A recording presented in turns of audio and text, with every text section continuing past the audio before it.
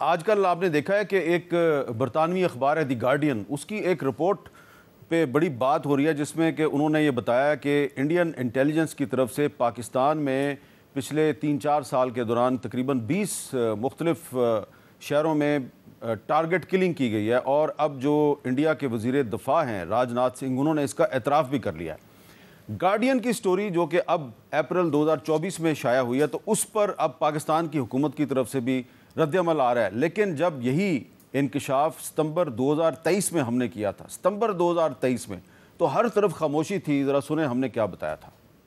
راولہ کوٹ جو آزاد کشمیر میں ہے، وہاں پہ ایک کشمیری رہنما محمد ریاض، ان کو 8 ستمبر 2023 کو قتل کیا گیا، اور سید خالد رضا صاحب جو ہیں ان کو 26 فروری 2023 کو گلستان جوہر کراچی میں قتل کیا گیا۔ یہ ساری خبریں جو ہیں یہ انڈین اخباروں کی بتا رہا ہوں کہ فلاں پاکستان میں جو ہے بندے کو پاکستان کے فلاں شہر میں قتل کیا گیا۔ سلیم رحمانی صاحب 1 جنوری 2022 نواب شاہ سندھ میں ان کو پٹرول پمپ پہ قتل کیا گیا ہے۔ انڈین اخبار کہہ رہے ہیں کہ ہم نے مارا ہے۔ بشیر احمد پیر المعروف امتیاز عالم 20 فروری 2023 برما ٹاؤن اسلام آباد میں ان کو قتل کیا گیا ہے۔ انڈین اخبار کہہ رہے ہیں کہ ہم نے مارا ہے۔ آج پاکستان کے جو سیکرٹری خارجہ ہیں انہوں نے یہ انکشاف کیا ہے کہ بھارت کی طرف سے پاکستان میں ٹارگٹ کلنگ کے لیے ایک خفیہ نیٹ ورک چلایا جا رہا تھا جو مختلف لوگوں کی ٹارگٹ کلنگ کرتا تھا، اور یہ جو ٹارگٹ کلرز ہیں ان کو ایک تھرڈ کنٹری سے ان کو کنٹرول کیا جا رہا تھا۔ آپ کو اگر یاد ہو تو ہم نے پچھلے سال ستمبر میں یہ جو معاملہ ہے اس کو اپنے شو پہ اٹھایا تھا۔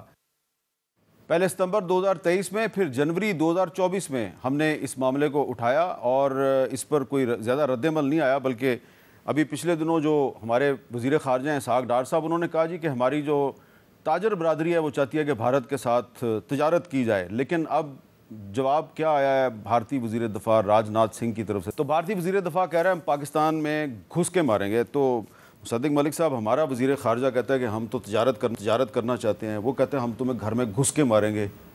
تو تجارت ہو سکتی ہے؟ پہلے بھی تو ایک دفعہ گھسے تھے، ہاں پہلے گھسے تھے تو ان کا جہاز گھس کے مارنے کے لیے ایک کعبے کو مار کے گئے تھے اس وقت۔ جی، تو میرے خیال میں یہ تو بھارت کے اوپر عیاں ہونا چاہیے کہ جب گھسیں گے تو کیا حال ہوگا۔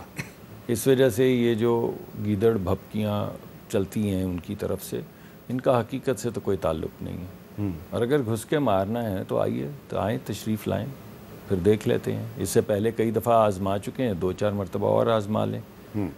تو میرے پاس جب ہماری جب کوئی بھی ملک جو ہے وہ، ہم یہ بات تو بڑی واضح شکل میں کہہ رہے ہیں کہ ہم کوئی دہشت گرد ملک نہیں ہے، ہم کوئی لڑائی کرنے کے لیے نہیں بیٹھے ہوئے، لیکن اگر ہماری طرف کوئی میلی نظر سے دیکھے گا یا یہ گھس وس کی بات کرے گا تو پھر اس کا نتیجہ اس کے سامنے آ جائے۔ One liner for the Indian defence minister. ایک چیز، جب پاکستان کی بات آئے تو ہم سب ایک ہیں، ٹھیک ہے، جینا مرنا پاکستان کے لیے، ہمیں اپنے گھر کو ٹھیک کرنا ہے، اور یہ جو سرجیکل سٹرائک گھس کے مارنا، یہ ابھینندن سے پوچھیں، وہ اس کو بہتر، اور چائے بھی ہم پلا کے گئے تھے، فینٹاسٹک ٹی۔ بہت بہت شکریہ جناب شہری صاحب اور مصدق ملک صاحب، اور شہریار صاحب نے ابھینندن کا حوالہ دیا ہے، اس کو چائے پلا کے بھیجا تھا۔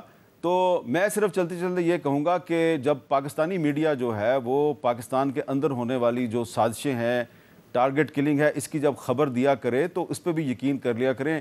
آج کل تو ہمیں صرف یہی کہا جاتا ہے فیک نیوز پھیلاتے ہیں آپ لوگ، فیک نیوز پھیلاتے ہیں۔